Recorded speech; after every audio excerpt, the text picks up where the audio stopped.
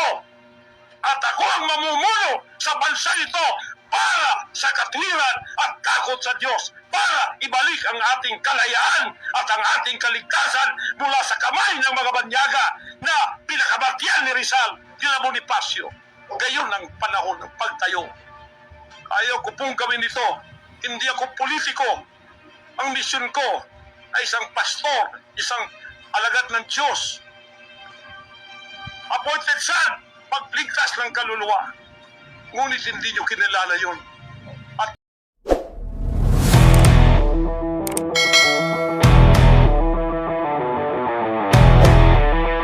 magandang araw, magandang umaga, magandang hapon, magandang tanghali, at magandang araw sa inyong lahat. Ang pangungusap ko pong ito ay napakahalaga para sa lahat ng mga kababayan nating Pilipino na makikinig at manonood sa akin, although hindi nakikita ang mukha ko. Ito po si Pastor Apollo Kibuloy, ang appointed Son of God ng Kingdom of Jesus Christ, the name above every name. Sana po press conference ang tatawagin ko ngayon. Pero dahil nanganganib ang buhay ko, ay hindi po muna ninyo makikita ang aking pagmumukha. Ang akin lang po munang boses ang inyong maririnig. Mahalaga po ito na sasabihin ko sa inyo. Mga kababayan, mula po noong 2018, ako ay linigalig na at ang aking kongregasyon na walang dahilan ginawan kami ng kaso doon sa bansang Amerika. Sumunod kami sa batas. Kung kami may mga sinabi lang violations na hindi pa napatutuhanan, yan po ay nasa kanilang federal court na. Kumuha kami ng 20 lawyer upang pag-usapan ang lahat ng kanilang akusasyon, which is about 43 counts. Lahat po yan ay mayroong 20 lawyers na nakatutok at meron na po kaming depensa. Naghihintay po ang aking mga lawyer sa Amerika at sa Pilipinas na simula ng trial. Mulang 2018, pinospon. Ginawang 2020, pinospon. Ginawang 2022, pinospon. 2021, ganun din. 2023, sana ipopospon. Pinospon pa rin. Ngayon, hindi na po papayag ang judge. November 5, 2024, talaga pong itutuloy na. Ngayon, ako naman nandito sapagkat indicted din ako. Sealed indictment pa nga ng 3 taon, hindi ko alam ako indicted ako. So anytime pupunta ako doon, pupusasan na ako, hindi ko alam. Pero salamat naman sa Panginoon Diyos sapagkat hindi na ako pumalik doon at hindi nangyari yon.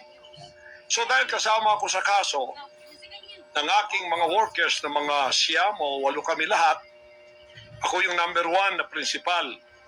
Okay lang, sapagkat ako naman ang leader ng kingdom at ako talagang target nila.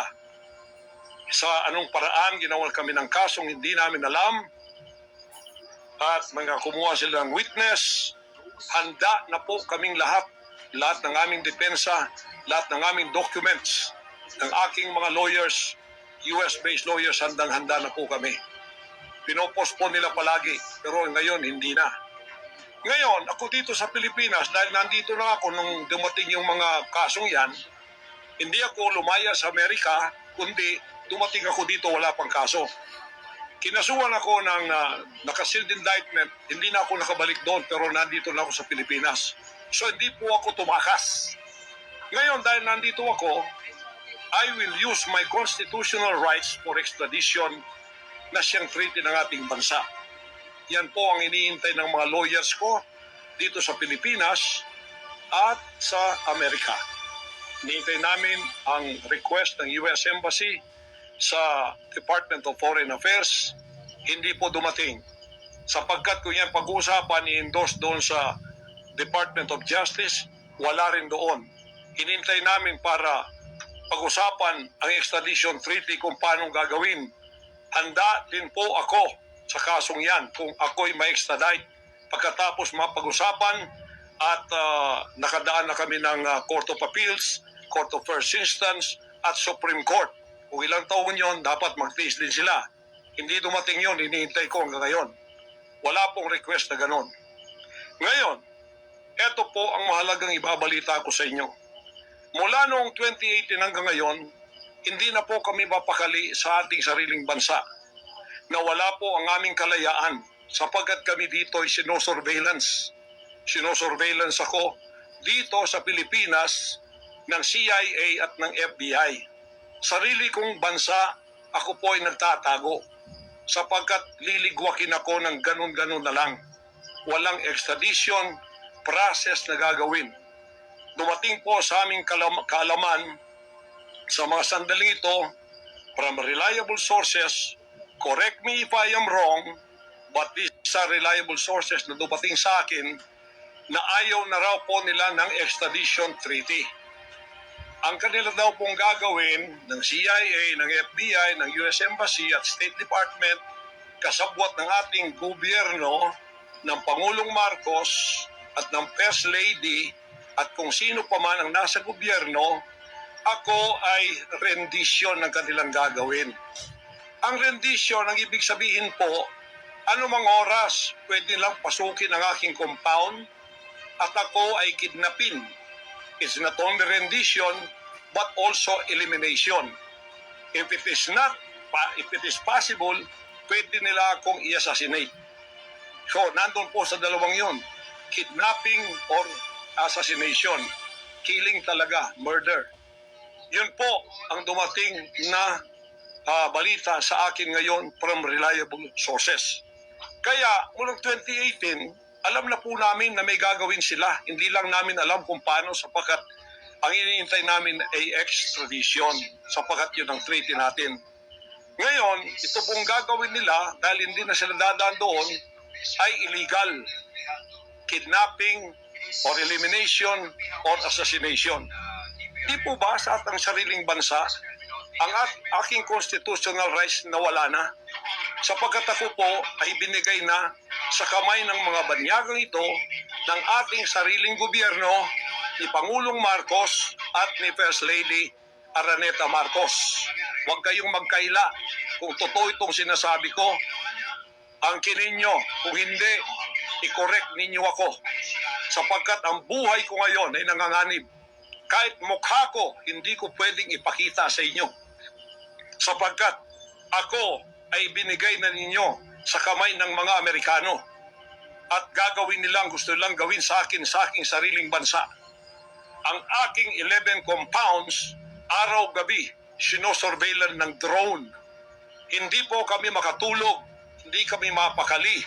Baka yung ginawa nila sa amin noong 2020 doon sa Amerika, na bigla kaming pinasok, pinaggigibang pintuan, pinaggigibang lahat ng aming pamamahay sa loob, liligwak lahat, ay gagawin nila dito sa aming bansang Pilipinas sa aking mga compound.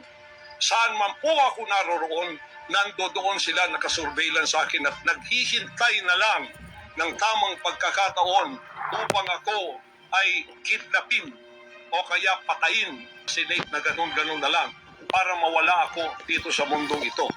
Na kanilang bakit ako naging hadlang, hindi ko alam. Hindi lang po yun mga kababayan, kundi ang aking leaders lahat kasama na sa elimination.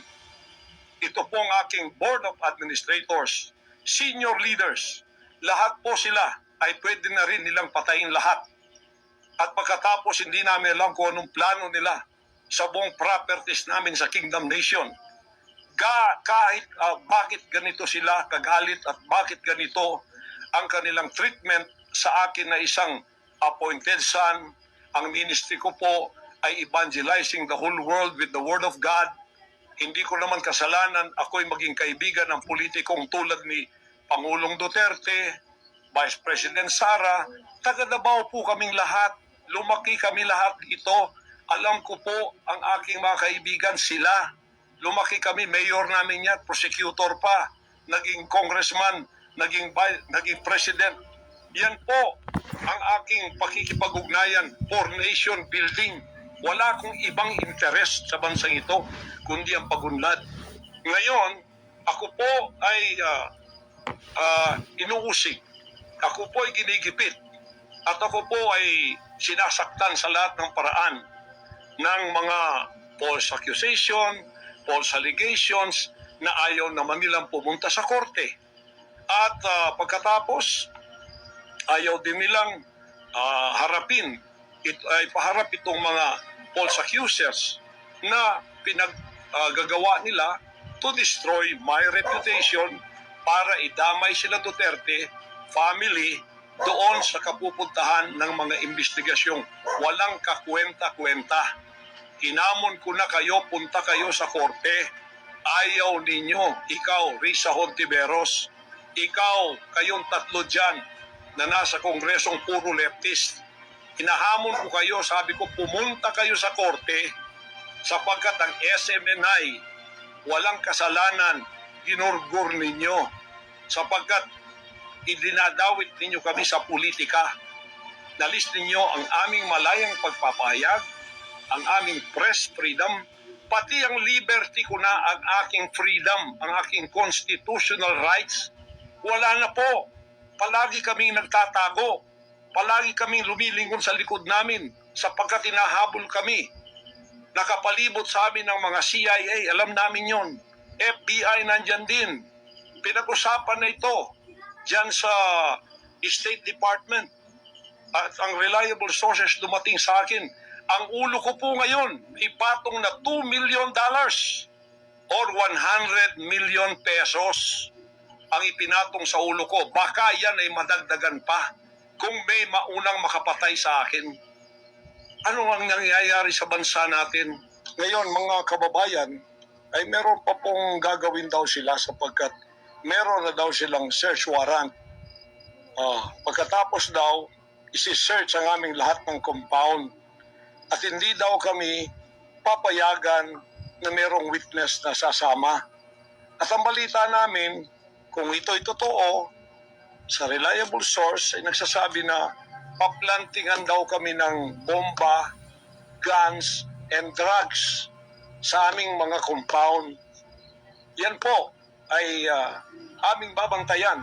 Sinabi ko na po muna sa inyo dito sa live na to para kung mangyari man ang mangyayari sapagkat wala po kaming ganon ay sila po may kagagawan nun. Ganito ka-evil ang kanila pong mga pag-iisip sa ngayon, masyadong desperado. Aywan ko kung bakit. Kung kayo nasa katotohanan, nasa kapangyarihan, bakit kayo natatakot? At huwag ninyo pasamahin ang aming mga abogado para sumama sa inyo sa pagsisearch. Kaduda-duda na yon. Hindi po pwede yun. Maano tayo? Bansang Hapon ng panahon ng giyera? Ano to, panahon ni Hitler? Na wala kaming pwedeng lawyer na sumama sa inyo? Kayo-kayo lang? Pagkatapos, pwede nyo kaming barilin pagka kami nakikipag-usap na kailangan may witness para kamerahan namin ang ginagawa ninyo na wala kayong lusot kung meron kayong gagawin na kabulastugan. At pagkatapos, ipapatong ninyo sa amin. Pagka ito'y totoo, we will resist you. Hindi kami violent, pero hindi kami papayag na wala kaming mga witness na sasama sa inyo. Lawyer at saka barangay captain ang hinihingi namin na magiging witness sa lahat ng search na gagawin ninyo sa lahat ng aming pamamahay, kwarto o kung ano. At may lawyer kaming titingin muna sa inyong dokumento kung ano ang isi-search nyo, kung anong bahay, kung anong compound, kung ano lang ang dapat nyong gawin at ilang oras. Hindi to open-ended eh. Kailangan meron sisisi namin ng judge na gumawa ng search warrant na ito pagka hindi ninyo nirespect ang aming constitutional rights. Huwag ninyong tapakan ang aming rights. Hindi din namin tatapakan ang rights ninyo bilang kayo ay nasa batas. Igagalang namin yon. Pero igalang din ninyo kami kasi meron kaming mga narinig na ginawan ninyo ng mga ebidensyang peke. Tinamnan ninyo pagkatapos ipapatong ang kaso sa amin. Religious community po ito. This is a spiritual community. Once tumapak kayo dyan, sapagkat kayo nagdadala ng batas, respetuhin ninyo. You are on holy ground. Yan po ay mahal na mahal naming banal na dako. huwag ninyong lapastanganin. Pero hindi namin kayo pipigilan kapag may search warrant kayo. Pero hindi kami papayag na hindi kami makakasama ng kasama namin, hindi makikialam sa inyo. Titingin lang sa lahat ng gagawin ninyo. Kasi hindi na kami kumpiyansa sa gobyernong ito. Gagawa sila ng paraan para kami ay bigyan ng kasalanan. Yan po, babantayan natin yan. Pag hindi sila pumayag, then siguradong magpa-planting sila ng evidence. Pag pumayag sila, then fair ang laban. Hindi namin sila pakikialaman. Titingin lang ang aming mga witness na mga lawyer at saka barangay captain. At kung sino man ang mga witness na nandoon mula sa aming side kasi nandoon sila. Hindi na pwede gawin wantonly ang kanilang gagawin doon sa aming mga compound na wala kaming witness because they can do anything to implicate us, to plant false evidences and charges against us. Ganon ang aming mga paningin dito. Kaya wag ninyo kaming pigilan para pantay ang laban natin kasi nakikita namin na ang pamamahalang ito ay hindi na po matuwid. Biro ninyo, ginikipit kaming ganito, wala naman kaming ginagawa sa bansang ito. Sinabi ko na muli, hindi kami nagdidil ng drugs, hindi kami violenting tao, hindi kami terorista, mangangaral kami ng mga salita ng Diyos. In fact, dito sa aming compound sa Tamayong, kami ang nakapagbigay ng peace sa mga kababayan nating sinisila ng CPP and PNDF, tinatakot at pinapatay. Ngayon, wala na sila, may peace na kami. Ito namang gobyerno natin, ito ang ginagawa nila sa amin. Biro ninyo mga compound na religious ng Kingdom of Jesus Christ, ginaganito nila. Pero yung pagnanakaw nila sa gobyerno, wala silang sabi. Group bibig, hindi sinesearch ang mga bahay na pinagbibili nila. Nagamit ang pera ng gobyerno. Anong klase kayo? Sige, gawin ninyo ang gusto ninyong gawin sa amin. Pero kami tatayo sa aming constitutional rights. Whatever happens. Tatayo ako sa kalayaan ko sa bansang ito na pinakamatyan ng aking mga national heroes. Yan mga kababayan, bantayan po natin. Hindi po ako magpaparesto sapagkat ako po ay siguradong papatayin. Kasi rendition ng kanila, hindi na po extradition. Kaya wala na akong kalayaan at wala na po akong depensa sa sarili ko, kundi ang Panginoong Diyos lamang. Kung paano itinago ng Diyos si Elijah sa evil woman na si Jezebel nang nagpakain sa kanya ay mga ibon na lang. Ganon din ang gagawin ng Diyos sa akin. Hindi ako ibibigay sa kamay ng masasama. Pag ganito ang pamamahala, it's an evil and righteous administration. I am telling you that. Bantayan natin to mga kababayan ko. 73 years na po ako. Magse-74 years na ako dito. Lahat ng administrasyon na daanan ko na. Lahat ng mga naging pangulo. Mula kay Diosdado Macapagal. Mula po sa maliit pa ako kay Magsaysay. Kay Carlos B. Garcia. Kay Diosdado Macapagal. Kay Marcos Sr., kay Cory Aquino, pagkatapos kay Ramos, pagkatapos kay Gloria Macapagal, pagkatapos kay Erap, pagkatapos kay Ramos, pagkatapos si Aquino, Noynoy, pagkatapos ang ating Pangulong Duterte. Wala po kaming nadaanan ganito na ginikipit kami sa aming sariling bansa ng mga dayuhan. Nakasabwat ang ating pamahalaan na aking sinuportahan pa naman noong nakaraang eleksyon. Tandaan mo, President Bongbong Marcos, First Lady Lisa Marcos, pati ikaw, Martin Romualdez, hindi kayo dyan ngayon kung hindi kayo tinulungan ng SMNI at ng buong sangkatauhang Pilipino. Naniwala sila sa amin sapagkat ang SMNI lamang ang may credibility noong panahong yun hanggang ngayon. Ngayon, anong ginawa ninyo? Pinagkagawa ninyo kami ng kasalanan, inilagay ninyo kami sa kahihiyan, pagkatapos ibinilanggupan ninyo ang dalawa naming mamamahayag, Pagkatapos, inaapi ninyo kami ng ganito-ganito lang, ang aming pong tolerance, it has come to the rim. Our tolerance has been to the roofs already. Alam ninyo, hindi na po biro itong nangyayari sa bansang ito.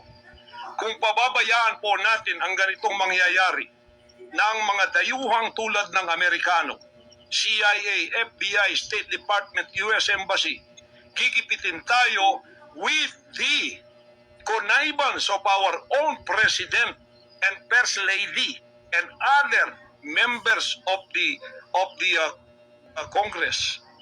Kung pababayaan natin ito, nangyayari sa isang Pilipinong tulad ko na gumagawa ng kabutihan, trying our very best para makatulong kami, humanitarian, Children's Joy Foundation, dinemonize kami, kinriminalize kami. Biro nyo, ginagawa niyo dangerous criminal organization ang Kingdom of Jesus Christ. Buong sanlibutan ang akin pong 38 years na munga ng mga 6 hanggang 7 milyong kaluluwa na niwala sa katwiran at nagbago ang buhay. Ngayon, ginaganito niyo ako ng dahil sa inyong politika na ang aking itinataas naman ay mga leader na tama tulad ni Duterte. Kasalanan ko ba yun na maniwala ako sa isang leader na matuwid at akin siyang itaas? Pagkatapos ganito kayo kadesperado para ako'y patayin at ang lahat ng aking mga senior leaders papatayin din, hanggang yung mga leaders na pwede pang pagkatiwalaan papatayin ninyo, and then you take over all of our properties and compound. Pagkatapos, lilinlangin ninyo ang mga tao. Pagkatapos, magtatayo kayo ng sariling korporasyon. I-incorporate ninyo doon ang lahat ng properties na pinaghirapan, blood, sweat, and tears ng aking mga members all over the world. Tapos, biglang-bigla, ililipat ninyo doon sa inyong bagong korporasyon. At pagkatapos, itataas ninyo ang kamay ng isang tao tulad ni Bandari at sasabihin niyo, ito ang leader ninyo ngayon. Ano ang Kingdom of Jesus Christ? Political government? Hindi po ganon. Mangyari ng mangyayari. Hindi po papayagan ng Panginoon Diyos ang mga bagay na itong nangyayari sa ating bansa sa mga sandaling ito. Kung ako, mabuting tao, kung ako nangangaral ng katuwiran, kung ako tumutulong ng kusang loob at hindi nagpapautang loob kanino man, ginaganito ako, sino pa kaya kayo, mga kababayan ko? Bumukas na po ang mata natin. Magkaisa na tayo at alisin ang evil administration na ito na siyang ginagamit ng masamang espiritu upang ang kadiliman ay bumalot sa buong bansang Pilipinas. Alam ko, mahal ninyo ang Pilipinas, mga Pilipino. Naghihintay lang tayo ng tamang pagkakataon. Meron pa bang ibang pagkakataon? Tingnan niyo nangyayari sa Kongreso. Tingnan ninyong korupsyon. Tingnan ninyong droga. Mismong ating presidente, mismong kanyang pamilya, inakusahang druggists, inakusahang mga drug addicts. Wala tayong ginagawa. Mismong Pangulong Duterte na nagsabi niyan. Mismong naririnig natin araw-araw, durugista siya. Pagkatapos, kami pa ngayon ang inaapi-api sa aming paglilingkod. Pagkatapos sila ay mga kriminal na nakaupo dahil may kapangyarihan. Kami ngayon ang liligwakin nila. Hindi ba yan karumal-dumal sa harap ng ating Panginoon Diyos? Hindi ba yan ay isang pamamahalang hindi tama? Si Nebukadnezar, pinakain ng damot, ginawa siyang hayop. Ang kanyang anak si Belshazzar, nakakita ng handwriting on the wall. Pagkatapos, inalis ang kaharian sa kanya at ibinigay kung sino ang magiging matuwid na haharap sa Panginoon Diyos. Anong tingin ninyo sa akin bilang pastor? Dinemonize. Ang reputasyon ko pinagsisira. Ngayon, hindi na ako buhay. I am a living dead. Kung walang Panginoon Diyos sa akin, pinatay na ako sapagkat lahat ng gadgets nasa sa kanila. Lahat ng gadgets ng Amerikanong yan nasa sa kanila. CIA, FBI, at sino pa ang kanilang mga kalamay dito na pinagbibili na nila. Ako, hindi ako drug lord. Ni minsan hindi ako nakatikim ng droga. Mulang-mula pa, inialay na ako ng aking ama na maging isang ministro ng banal na kasulatan. Hanggang ako'y lumaki, hanggang ako'y naging 74 years old, hindi ko po na-enjoy ang aking kabataan sapagkat hindi ako nagliwaliw. Ako po'y nangaral. 50 years na akong nangangaral. 38 years in the kingdom ministry. Ni isang sigarilyo hindi tumama sa bibig ko. Ni maliit na bisyo hindi ko pinasok. Ako po ay hindi nag-asawa. Ngayon inaakusahan ako ng napakaraming babae. Ito po ang kasalanan ko. Pinayaman ako ng Panginoon Diyos, akala nila sa akin. Single ako, kaya pinag-aagawan ako. Pagkatapos na ako'y maghihindi, mapapahiya, ibabaliktad nila sa akin. Yan ang tinatawag kong Potiphar's wife syndrome. Hindi po ako nagsasalita ng ganito kasi mapapahiya ang mga babae yan. Nag-aagawan sila. Mahirap man sabihin. Pinag-aagawan nila ako dahil nananawagan sa mga magulang, mayaman na tayo pag nangyari ito. Sabi ko, hindi mangyayari yan kasi dedicated ako eh.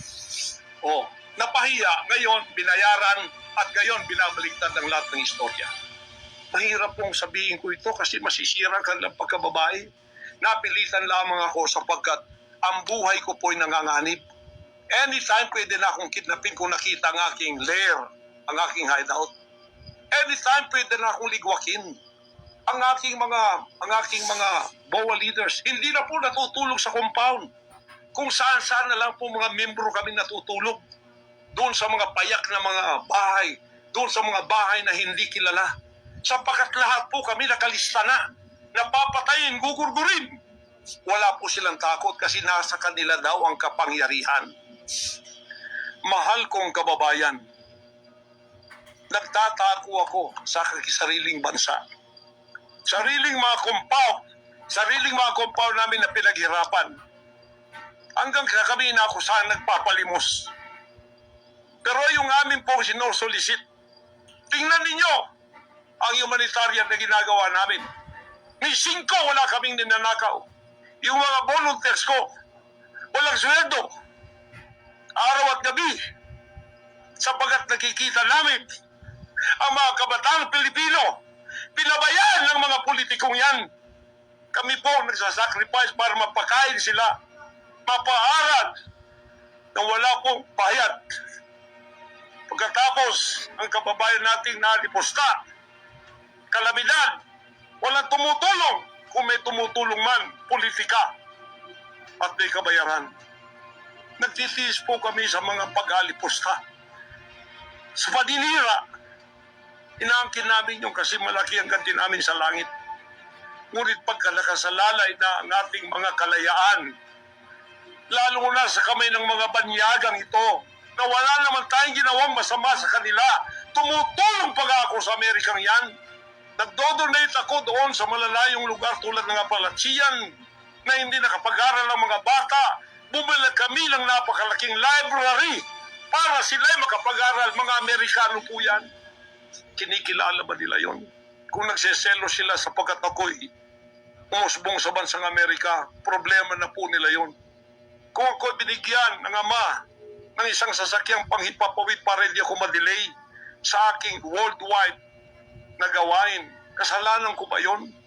Kung ako binigyan ng pampalipad na helicopter dito para mapuntahan ko lahat ng aking satellite sa buong Mindanao, Pilipinas, kasalanan ko ba yon?